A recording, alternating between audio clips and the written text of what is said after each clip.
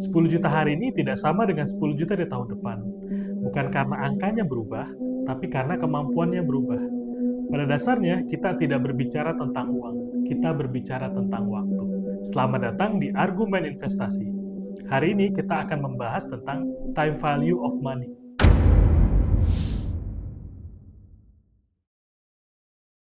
Apa sih yang dimaksud dengan uang? Jadi uang itu bukan sekedar logam, bukan sekedar kertas, atau sekedar digit-digit yang ada di dalam rekening. Uang adalah kemampuan untuk memilih. Memilih kapan dia bekerja, memilih kapan dia istirahat, memilih apa impian yang ingin dicapai, memilih kesempatan apa yang mau dibeli. Jadi banyak yang tidak memahami atau kurang memahami bahwa uang itu hidup. Uang itu berubah, uang itu dipengaruhi oleh waktu. Jadi uang akan bertumbuh ketika dia dimanfaatkan, atau uang akan menyusut ketika dia dibiarkan. Uang seperti tanaman. Uang bisa tumbuh dan uang juga bisa layu. Mengapa sih uang tersifati oleh waktu? Ada 3 alasan besar mengapa uang hari ini lebih berharga daripada uang di kemudian hari. Yang pertama adalah inflasi. Inflasi adalah kenaikan harga atau jasa dari waktu ke waktu. Katakanlah Indonesia memiliki tingkat inflasi di antara 3-4% per tahun. Artinya, jika uang kita didiamkan saja di bank dalam jangka waktu yang lama, tidak berinvestasi, artinya kita akan bersiap-siap diam-diam kehilangan uang kita 3% per tahun.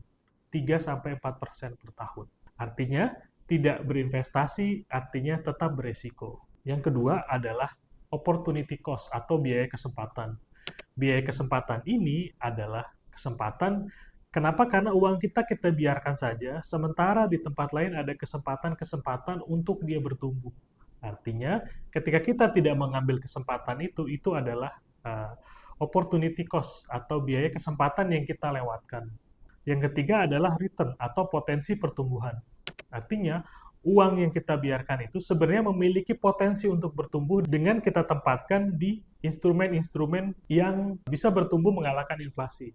Bisa kita katakan misalnya obligasi dengan bunga kupon atau imbal hasil 6-8%. IHSG juga mencatatkan compounding annual growth atau CAGR-nya 11-12% per tahun. Dan ini sebenarnya adalah kesempatan kita untuk bertumbuh, uang kita bertumbuh melalui investasi. Sebenarnya apa sih tujuan kita memahami time value of money? Nah, dan dalam time value of money ini kita bisa memahami apa sih resiko-resiko dari uang tersebut. Katakanlah uang tersebut kita ingin investasikan dalam investasi jangka panjang. Kita akan membuat proyeksi keuangan jangka panjang. Dari proyek jangka panjang itu kita bisa lihat proyeksi keuangannya seperti apa, apakah itu layak atau tidak. Kemudian kita juga dengan memahami time value of money, kita bisa menghitung harga saham. Misalnya dengan metode discounted cash flow, DCF, kita bisa menghitung cash flow di masa depan, kemudian kita diskonkan menjadi harga saat ini. Kemudian ada dividend discounted model, ada juga EPS discounted, itu juga menggunakan konsep-konsep dari time value of money. Selanjutnya kita juga bisa menghitung biaya-biaya seperti biaya obligasi, kemudian kita bisa menghitung risiko-risiko dari inflasi. Dengan memahami time value of money, kita bisa membantu memitigasi dari keuangan kita di masa depan. Seperti sudah dijelaskan sebelumnya, bahwa inflasi diam-diam mengambil uang kita per tahun. Diam-diam uang kita dicuri oleh waktu. Nah, bagaimana sih kita menghitungnya? Ada 2 konsep besar untuk menghitung time value of money. Yang pertama ada present value. Present value adalah bagaimana uang di masa depan kita diskonkan sehingga berapa sih uang tersebut nilainya di masa saat ini. Contohnya, dalam 10 tahun ke depan kita akan memperoleh uang 1 miliar.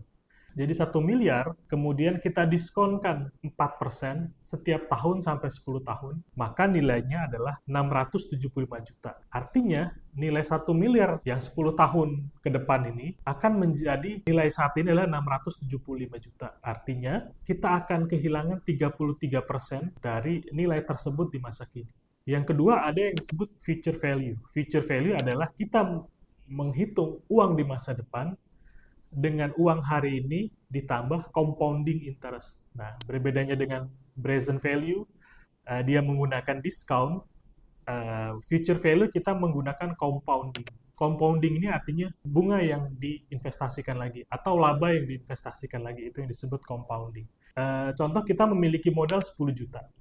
Dari 10 juta itu, kita investasikan ke instrumen investasi yang menghasilkan return 15% per tahun. Berapakah uang tersebut di 18 tahun ke depan? Setelah kita hitung dengan modal 10 juta, 18 tahun, dan return 15% per tahun secara konsisten, maka jumlah uangnya menjadi 123 juta rupiah. Artinya, uang kita berlipat 12 kali dengan compounding 15% per tahun. Compounding ini, compounding interest atau keuntungan yang diinvestasikan lagi, atau bunga berbunga, atau bunga majemuk, atau imbal hasil yang kembali kita investasikan. Compounding interest menurut Albert Einstein adalah keajaiban dunia nomor 8. Karena kita bisa melihat bagaimana uang itu berlipat-berlipat hanya dengan kita konsisten imbal hasil, kita akan menghasilkan return yang lebih tinggi daripada kita biarkan saja uang tersebut. Kita ambil contoh lagi, kita buat bagaimana future value, kita masukkan juga, kita hitung juga bagaimana seandainya kita top up uang itu 1 juta per bulan atau menjadi 12 juta per tahun. Sama seperti contoh sebelumnya, kita punya modal 10 juta, kemudian kita investasikan ke instrumen saham yang memberi imbal hasil 15% per tahun. Namun bedanya, kita tambahkan 1 juta per bulan konsisten ke dalam investasi tersebut. Kita hitung selama 18 tahun. Nah, setelah kita hitung, kita dapatkanlah bahwa uang tersebut yang kita investasikan dan kita top up 1 juta per bulan dalam 18 tahun menjadi 1 miliar 33 juta. Kita bandingkan ya dengan angka sebelumnya. Angka sebelumnya adalah 123 juta tanpa top up. Dengan kita tambahkan top up 1 juta per bulan, dalam waktu yang sama uang tersebut menjadi 1 miliar 33 juta. Artinya, uang tersebut berlipat 8 kali lebih tinggi daripada tanpa di top up. Itulah alasan kenapa jika kita berinvestasi, kita perlu konsisten untuk memperbesar modal kita untuk investasi, atau terus rutin melakukan top up. Nah, sekarang kita analogikan bagaimana sih keuangan itu mengalir. Kita anggaplah uang itu seperti sungai. Uang itu jika kita biarkan, kita tidak atur, dia akan mengalir mengikuti arus dan akan menghilang begitu saja. Nah, dengan kita memiliki tujuan dalam berinvestasi, kita seperti membangun kanal, kita membangun bendungan. Nah, dengan bendungan dan kanal yang terarah ini, kalau di PLTA, kita bisa arahkan dia untuk memutarkan turbin. Turbin berputar menghasilkan listrik. Listrik adalah salah satu sumber energi. Dengan kita tadi mengarahkan uang-uang kita, maka dia akan menjadi energi baru. Dia akan bertumbuh dan dia akan menjadi kehidupan yang bisa bekerja untuk kita. Hanya uang yang akan bekerja, bukan sebaliknya. Time value of money ini juga akan mengubah cara kita mengambil keputusan. Kita akan memahami kenapa kita tidak mengambil keputusan jangka pendek yang merugikan, dan kita lebih memilih keputusan jangka panjang. Nantinya kita tidak terburu-buru untuk mengikuti keinginan kita, dan kita memilih jangka panjang. Selain itu juga, dengan kita memahami time value of money, kita tidak lagi kehilangan opportunity cost. Nantinya jika ada kesempatan, kita bisa berinvestasi atau kita bisa membeli properti atau membeli emas, kita bisa arahkan uang itu ke situ untuk berinvestasi. Memahami time value of money ini juga kita dapat membantu kita di masa depan. Bagaimana kita melakukan perhitungan persiapan pensiun, melakukan biaya pendidikan anak, kemudian memulai bisnis. Kita bisa menghitung semua apa resiko-resiko di masa depan, resiko keuangan, bagaimana pendapatan, dan bagaimana discount rate-nya kita bisa hitung dengan kita memahami time value of money. Selanjutnya yang terakhir, dengan memahami time value of money, kita bisa mempercepat financial freedom kita. Artinya kita bisa memenuhi kebutuhan kita dengan tanpa khawatir terhadap finansial lain.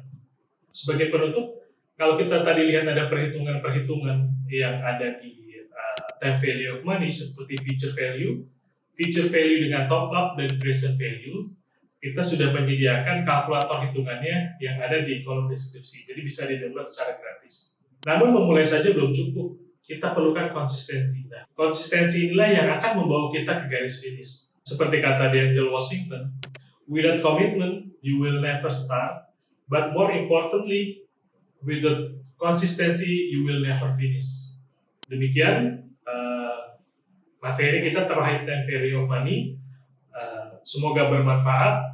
Jangan lupa like, comment, and share. Salam argumen.